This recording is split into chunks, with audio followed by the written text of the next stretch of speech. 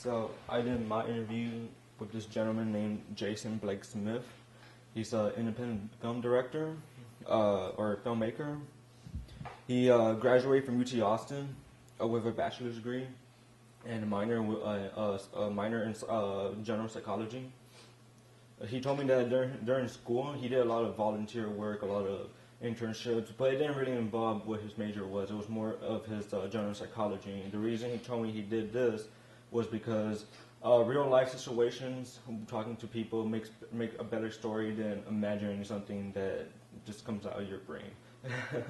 So a lot of his little films are real life situations. They're based on people who he talked to and this real life.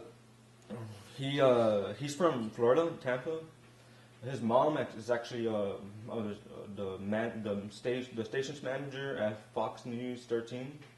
He came to Texas at the age of 19, believing that there's going to be cowboys here. So that was funny.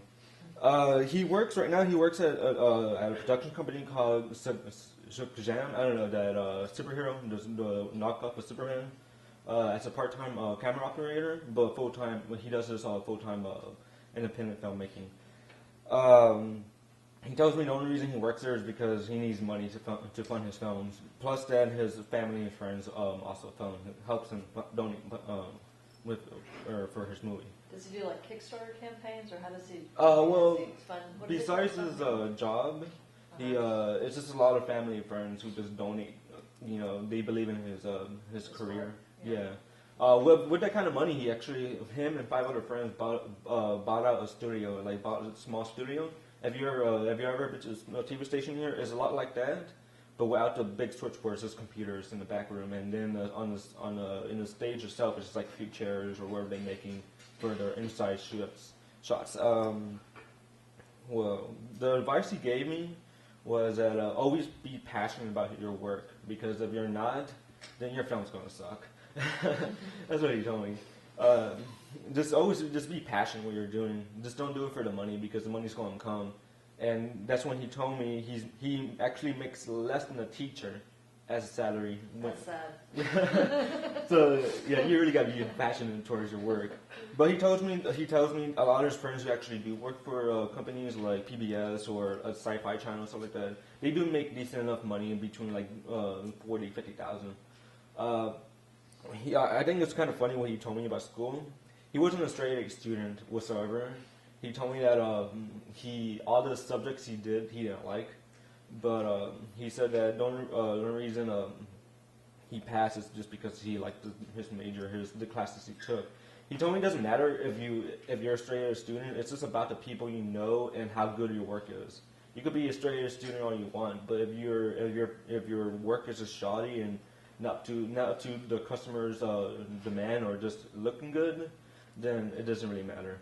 He tells me he tells me to make as many friends as he can.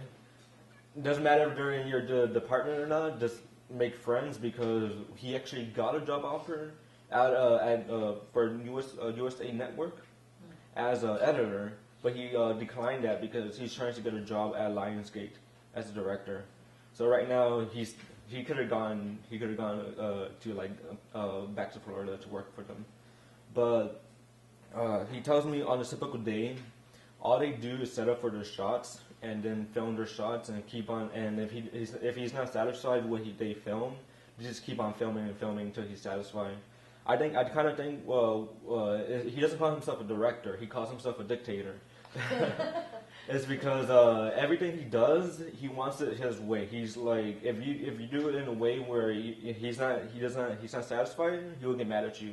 Because actually during the interview, I did it before they were doing a shot, and he let me help, because they're actually making a short film right now. It's called Day and Night Nightmares.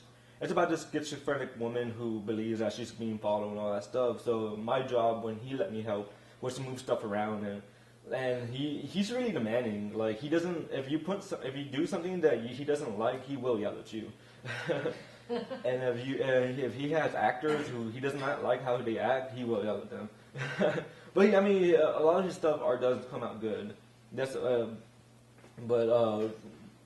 some of the problems that he tells him that he has to face every now and then are just the people, really.